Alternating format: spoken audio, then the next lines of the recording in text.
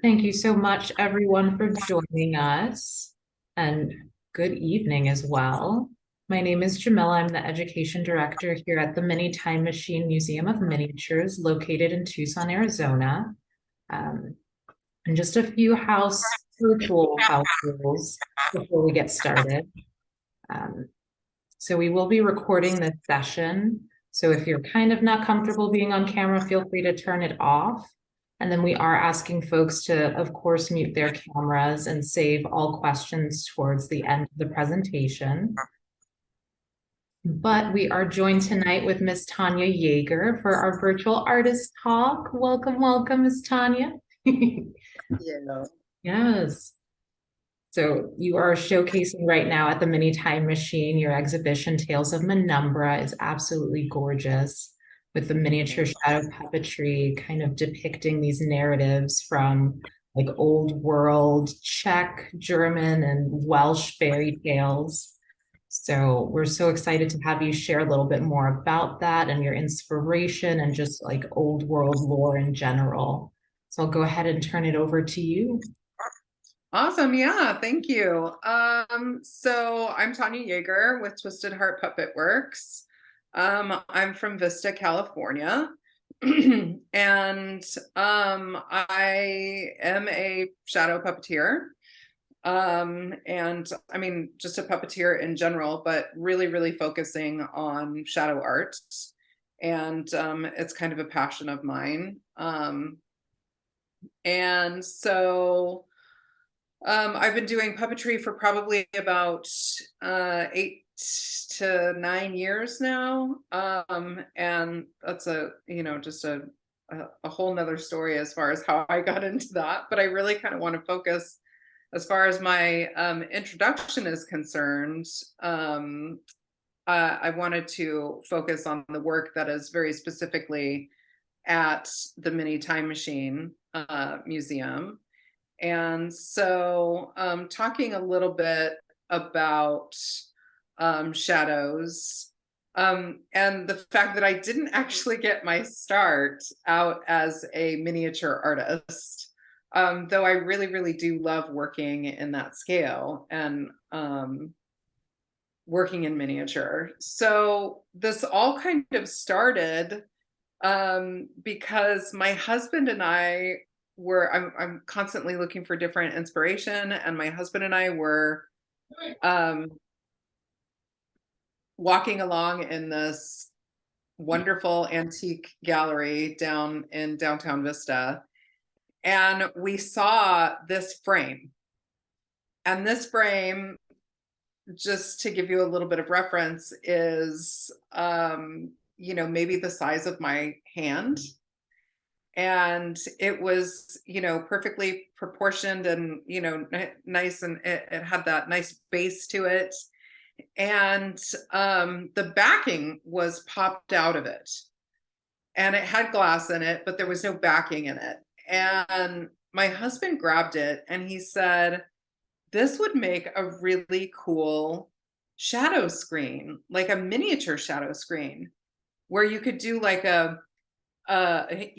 miniature show for like one person, and we could call it Shadows for One. And I was like, oh my God, that's such an amazing idea. Like he's a great idea guy.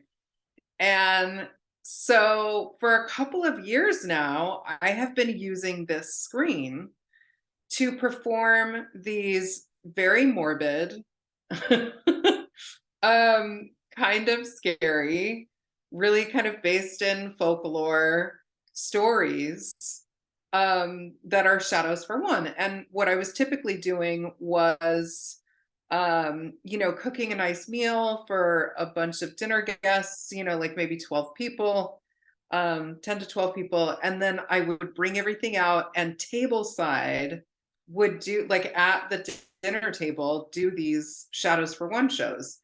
And you always know it's a Shadows for One show because pretty much everybody dies at the end. So don't get too, close to the characters. But I was really taking a lot of inspiration from folklore, I listen to a lot of folklore podcasts and do a lot of research. And so really just, I've got a Russian one about a werewolf. That's what you're seeing here. You're seeing part of the wolf story. And this is like the main character who's, just realized that he's wolfed out and he has blood on his hands. Um, so they're really, really fun stories. I've got one about a German one about called the Nachtmara, about the nightmare, the creature, the nightmare that like sits on people's chests and like constricts them. I've got one about the very first vampire, the Vordelak. And so that's really kind of how I started in this miniature world, is by finding this frame, creating a a shadow piece out of it, and for a couple of years using it to entertain people. And I came across some folks from the Museum of Make Believe up in Anaheim, not too far from where I'm from. And they said, "Hey, have you ever heard of the Mini Time Machine Museum in Tucson, Arizona?" And I said, "That's so funny because I used to live in Tucson, Arizona, and I do know about the Mini Time Machine Museum." And they said, "We really think we've shown there, and we really think that you would fit in there really well." So I went ahead and contacted the folks at the Mini Time Machine and was working with Lisa, who was the former director there and curator. And I essentially gave this pitch where I was like, "Okay, here's what I want to do. The idea is multiple different narratives, several different scenes in frames that make up one particular narrative. And, we go from there." And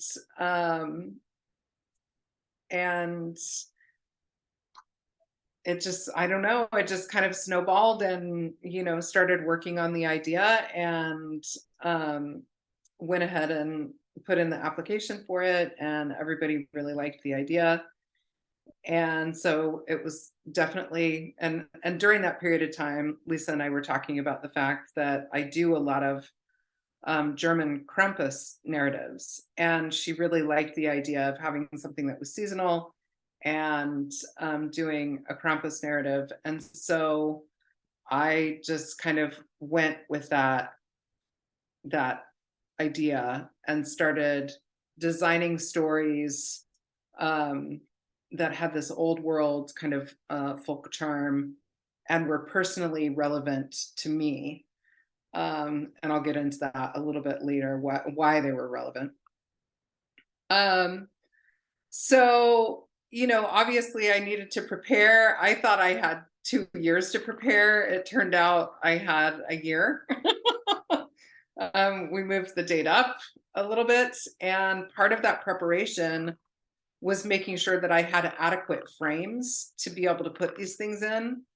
But I am really, really a huge advocate for making sure that we as artists, specifically me, really need to be using, secondhand recycled materials as much as possible. And so I would go to Goodwill and a bunch of thrift stores to find frames and things like that. And there's, specific frames that work really well, and then there's frames that really don't work well. And I got to know which ones those were in preparation. And so there's quite a few frames in this photograph.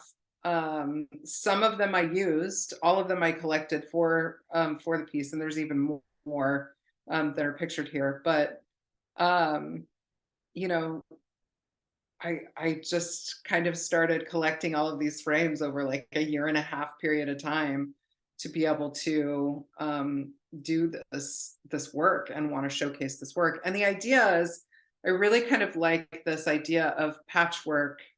Um, so every single piece has a different frame, and it's okay that they're contrasting colors. It doesn't matter if it's not the same material. I really didn't want it to be this situation where it's like everything is in a black frame and it all looks very uniform. That really isn't me. I have a very vibrant sense of style and dress and vibrant personality. And even though the majority of the time I'm working in shadow, which a lot of times is black and white, I really want things around it to have lots of color and be vibrant as well and very unique. So I also wrote for a residency for this particular work for Tales of Umbra at the Virginia Center of the Creative Arts. And it took a little bit to get there. There was certainly different roadblocks, in my life personally and in the lives of the people around me that I cared for. And so I had to postpone a little bit, and but I eventually got there in March of this past year and was able to really work on this piece, Tales of Penumbra, in earnest. Had a good 3 weeks there. I cannot say enough about the VCCA. They're really quite fabulous. And so that's in Amherst, Virginia, and Amherst is where quite a bit of this work that's being displayed now was created. I definitely kind of wanted to put this slide in here to show you that I am a shamanic practitioner, and I definitely believe in both preparing and protecting your space, specifically your creative space. So part of my process when I'm going in to do a large bit of work is to make sure that I am creating sacred space. And part of the way that I do that is, just with my artwork itself, creating monsters that protect me and protect my work, but also showcase my work as well. And so I put these monsters on the outside of doors, and I made little shadow monsters and put them on the outside of windows, and just anything that was like an entrance or that could be seen from my room. I went ahead and, put a monster up there, and they served a couple of different purposes, definitely to let people know that the place was protected, but also to let people know this is where, shadows happen. This is where, the magic of puppetry actually happens as well.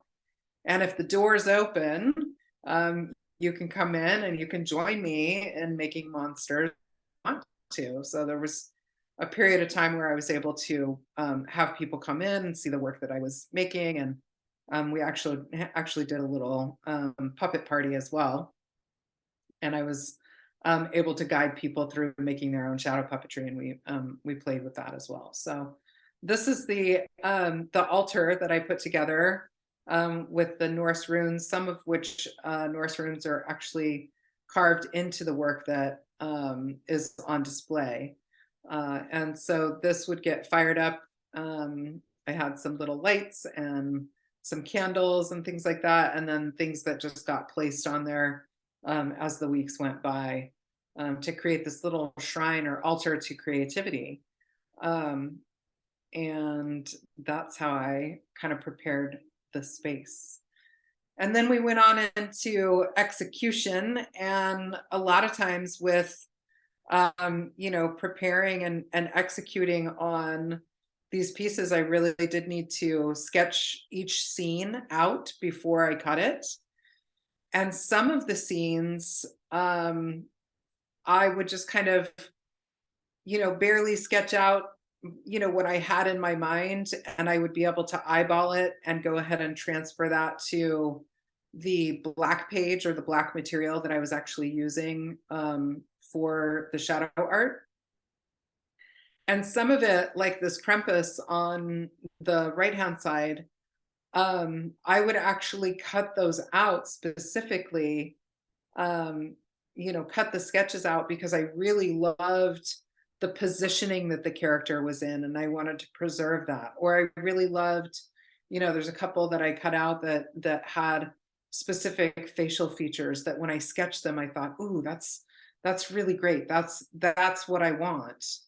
They have an expression on their face that I really want. And so there's several of the sketches that have little pieces cut out of them because I, took them and transferred them directly on and traced them. And so I would say probably a handful, maybe 3 or 4 out of the whole entirety of the show have something like that going on where I actually cut it out and traced it, and the rest of it is just kind of sketched. And then it was time to transfer it onto, sketching onto the black paper. And that black paper is anywhere from the thickness of a thinner type of museum board to like a black cardstock, something that has a little bit of weight to it, but is also easy to kind of get through with an X-Acto knife.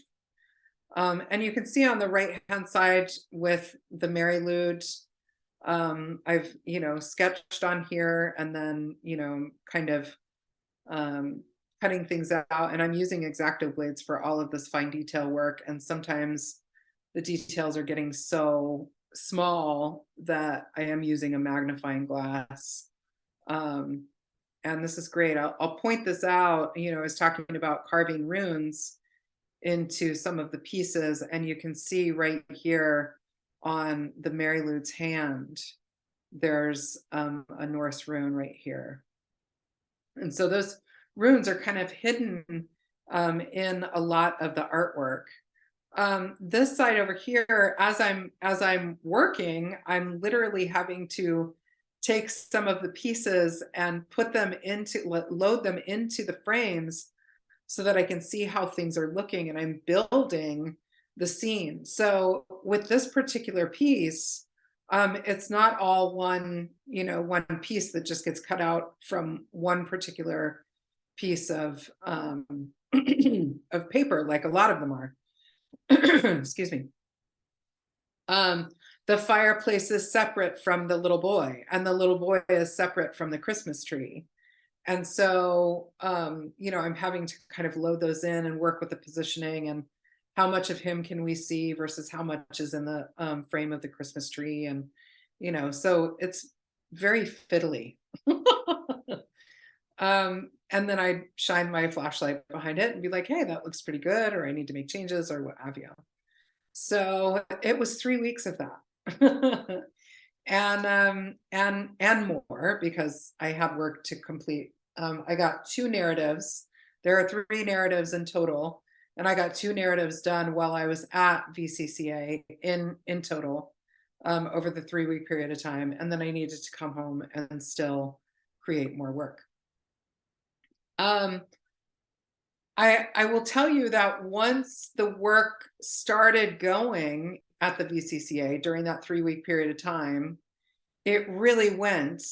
And I think the piece that came together the quickest and that I was really quite pleased with was the first one that I started on, which was the Krampus narrative. And the Krampus narrative is different from the rest of them because it truly is a piece of paper art, not necessarily shadow art. It is the only piece in the entire display that has the paper exposed. So you're actually seeing, the cuts exposed and they're not behind a screen. Whereas all the rest of the work is behind a shadow screen and it's backlit. What that means for people who, don't necessarily work with shadow puppets or paper art is that I couldn't make any mistakes on the Krampus narrative. I could not make a single mistake, because then you as the viewer would be able to see it. And it's not like I can tape it or glue it back together, right? Because if I do that, then you as the audience, as the viewer, are going to see those mistakes. When I take something and put it behind a shadow screen, it can look like absolute crap. It can come apart and be taped multiple times. It can be glued. Um, it can have multiple different types of fabric or material that kind of creates the shadow. But because all you're getting is the shadow silhouette that's covered up, you know, and there's this barrier of the screen between the work and the viewer, it can look like total crap. But these could not. And so I decided to start all of my work there with this particular narrative, because literally could not make any mistakes. And with the exception of one mistake that I was able to hide, and there's, I believe, 7 or 8 scenes to this particular narrative, I did not make any mistakes. And I was really quite proud of myself for that. So, and I just chalked it up to that wonderful altar that I created in my space, and the fact that I was in the zone. And yeah, just things went really well. So I did come home, and put the rest of the narratives together, got everything in frames, shored everything up, and then did a little bit of a lighting test at home, which I was very, very excited the way things were turning out.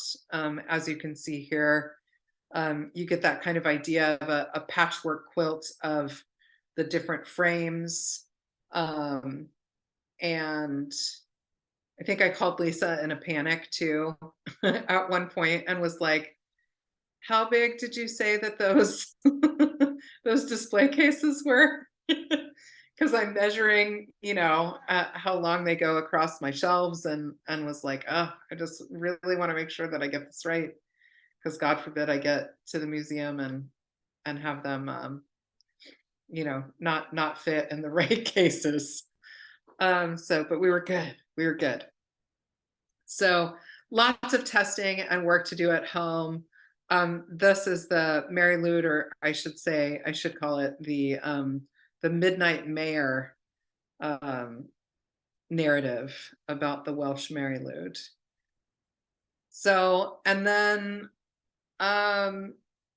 we went for installation, and installation was a really amazing process, working with the folks at the Miniature Time Machine, and all of their expertise. This ginormous Krampus that you're seeing on the wall was mine and Lisa's brainchild when we talked about a Krampus narrative, and I was able to be in the space during an earlier visit. They have these long, beautiful walls, like, 20-foot walls at the Mini Time Machine. And I thought, wouldn't it be cool if I could I love doing giants too. I really, really like working in miniature, and I really love the extreme of giants. And I said, wouldn't it be cool if we could play with these different sizes? And I could take this, ginormous Krampus head and make this huge tongue, and the tongue would actually house the frames for the narrative. And she loved the idea, and I knew that I could execute on it. And so I got to work, once I got home from the residency, I got to work kind of making this monster. And from, with the face included and the tongue, he is 16 feet long. And that is, I will say this, I mean, I really do look at him like a silhouetted shadow puppet. Um, Even though he's also a frame as well. I would say that is the largest shadow puppet that I've certainly ever made. And I don't know how big, if there's a Guinness Book of World Record for how large a shadow puppet or a puppet in is. But I think this one's pretty big. So the installation process was amazing. We were able to get all three narratives up, and it was really fantastic. Wonderful to have professionals at a museum be as precious and caring about not only the handling of my work, the specific tactile touching of my work, as they were about the displaying of my work. And everybody took great care. And I really, really, really appreciated it. It made me feel so special as an artist. I think sometimes as a puppeteer, um, I don't know, we just don't get that treatment. We just don't get that treatment. And it was so nice to have somebody take that much care, just be just as precious with it as I am. And that was wonderful. So it really, really was an incredibly proud moment. This is the Midnight Mare installation, and it really doesn't look like much from like I will say that the pictures don't really do it justice. When you walk into the room, um, the lighting is nice and low. It's absolutely beautiful. And these were very, very proud moments for me, getting this work up and seeing it all come together after really what had been, I feel like, 2 years in the making.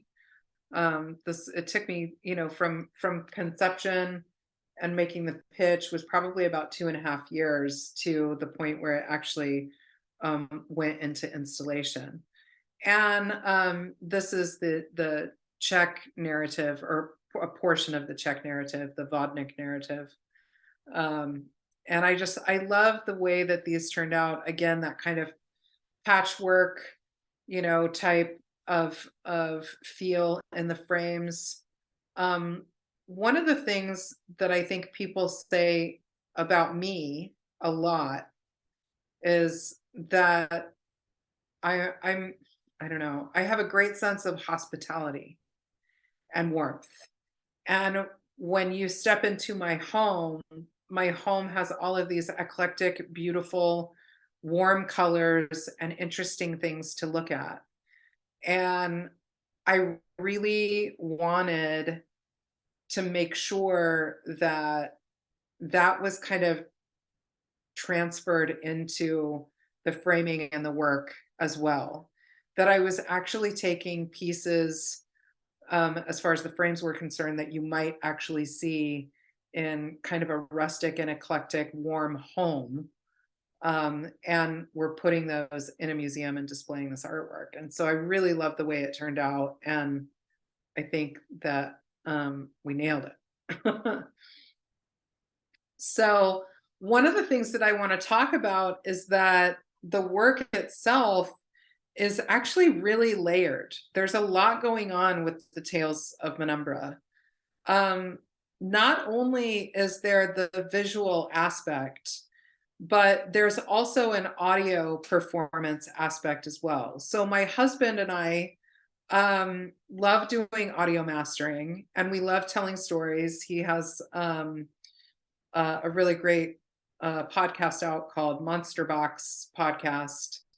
And he and I have been working together on shows and storytelling, doing these audio narratives that are super, super fun to do. He's a wonderful voice actor. I'm no slouch as a voice actor. And we've got good friends who will come in and voice act with us as well. And so there's this whole audio component And every single frame in Tales of Menumbra, for all three of the narratives, every single frame has a story, an audio story that goes along with it. It's an entire narrative. And so each scene is, kind of building on the last. And so we did the recording for that, and the Time Machine Museum was able to match QR codes, which was super great. And so you scan a QR code and listen to it on your phone, and you get, kind of this little rhyming narrative that's going along with the scene itself. There is also a live performance that kind of goes along with this. It's an Irish folk tale of the changeling. And it, really does mention quite a bit the tales of Menumbra, being this, miniature, shadowy fairy realm of these different folk characters that are showcased in each one of the narratives. And it was important to me to, because I am a shadow puppeteer, bring that live portion to it, bring that um, that live action shadow puppetry performance to it. I am an artist. I love creating art, still art, visual art. I love that, but I also am very much a performer, and so that live performance aspect of it was very, very important to me. Um, the last part I'll say about the layers is that I've mentioned a couple of times before that there are runes actually carved in each, well, not each one, but a lot of them, of the scenes in Tales of Menumbra. And so you've got this, what I'm calling the Futhark hunt, or helping Freddie find a Futhark, right? Because both the elder Futhark and the younger Futhark runes are actually carved in there. And it was just another way that folks could be able to really interact with the work. And it was fantastic because the folks at the Mini Time Machine were able to create a little bookmark that had your rune key. And so people could come in, they can go ahead and look at the rune key and then go about, looking at the artwork and seeing if they can decipher and find some of those runes. And I don't think, really, it's not that this stuff is just fun for kids. Like, this stuff is really, really fun for adults too, to be able to lose themselves in. And I think it just takes and brings another layer into that artwork that I really love. And it's fun. It's just fun.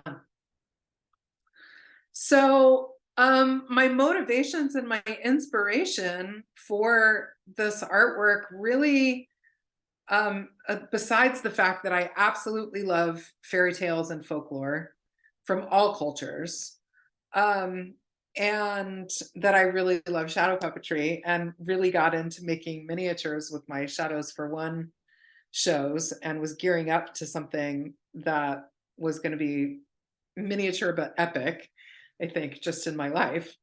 Um, the narratives themselves were inspired by the fact that I did one of those like 23andMe, ancestry.com tests. And I had always known that I had Czech heritage, but I didn't know kind of what the makeup of, everything else was. And so my cultural heritage is primarily Czech, but also German, Welsh, Scandinavian, and a little bit of Celtic. And so if you look at the narratives, there is a German story about the Krampus, There is a Welsh story about the Mary Lute. There is a Czech narrative about the vodnik, which is a water sprite. And then the way that I tied in the Scandinavian element of my heritage was through the Norse runes, being carved in to the different pieces. And then the live performance was Celtic inspired. And that is that. So, yeah, I'm gonna go ahead and stop share because that's the end of my that's the end of my particular PowerPoint.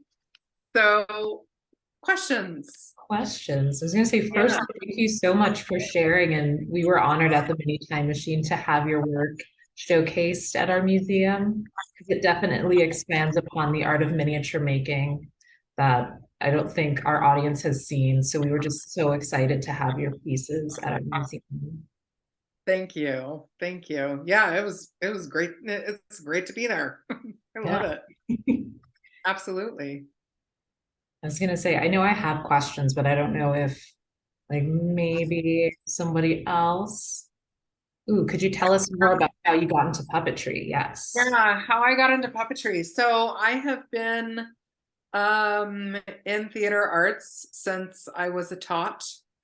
I started in theater when I was in kindergarten and was really kind of raised in theater and really developed quite a bit of a physical practice in dance and was a fire dancer and a belly dancer for quite a long time. And then I always had this love for puppetry. When I was in 8th grade, I took a class. I belonged to a fine arts magnet program, and I took a class for an entire semester on puppetry. And I thought, man, I love you. That's great.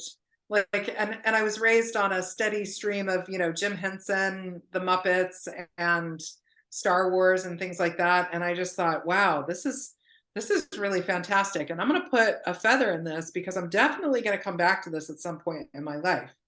But I'm too busy dancing and singing and acting right now to do that. So fast forward, I've got this dance career. I did Middle Eastern belly dancing and formed a troupe and danced for about 17 years amongst doing a bunch of other things.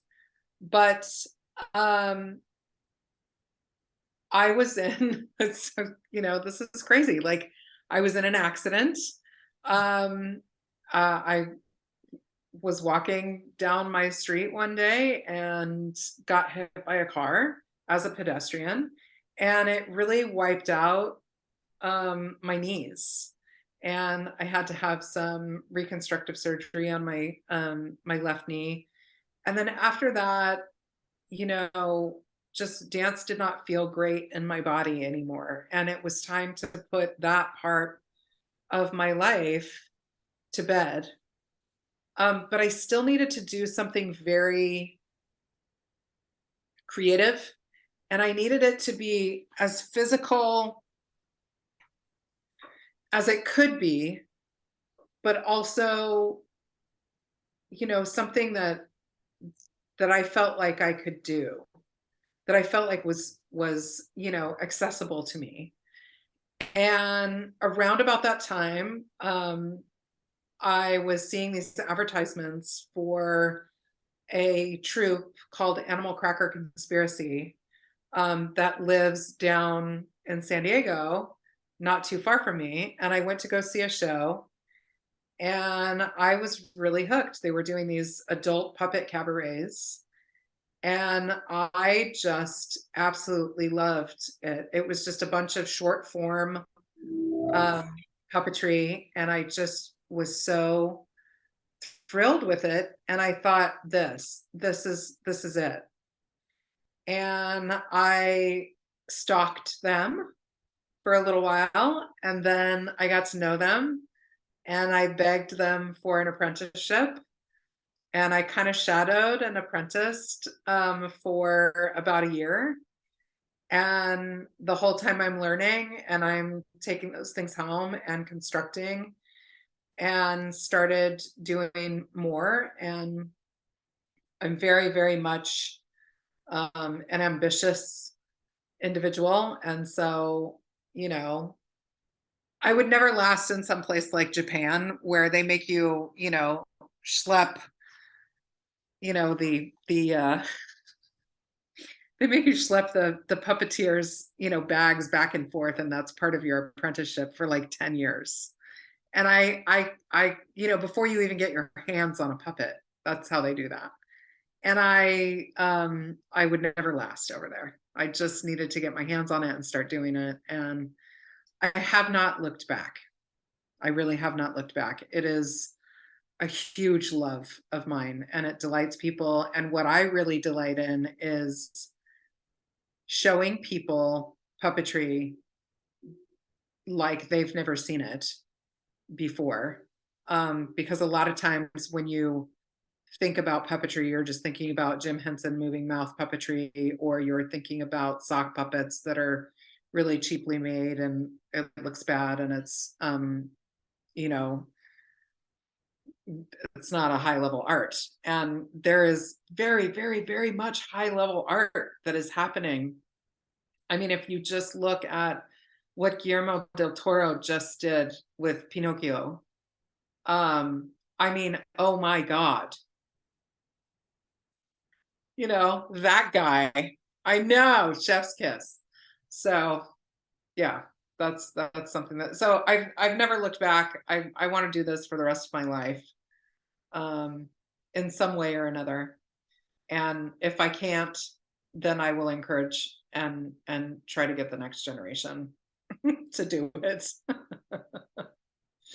Thank you for the question. So are you going to continue to work in a miniature scale? So probably Yeah. probably. I really liked it. I will tell you that um I will be 50 this next coming year. And the work on Tales of Menumbra really uncovered some pretty serious arthritis in the hands. It was intense. Now, I don't think that it was a good idea that I went and did 3 weeks worth of just, nothing but tiny, tiny, tiny little cuts.